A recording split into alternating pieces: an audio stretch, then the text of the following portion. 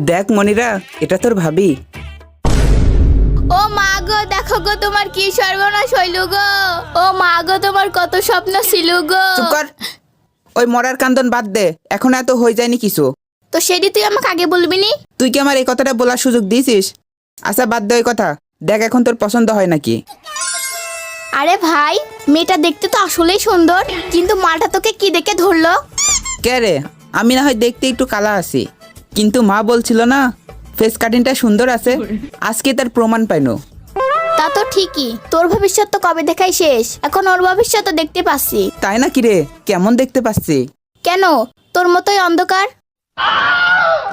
আমার ভবিষ্যৎ তো অন্ধকার, আর তোমার ভবিষ্যৎ খুব আলো। এই যে অনেক লেখাপড়া করছো, শ্বশুর বাড়ি গিয়ে গোবর ঘুটপা। এই যে তোমার ভবিষ্যৎ এলইডি লাইটের মধ্যে চকচক করিচ্ছে।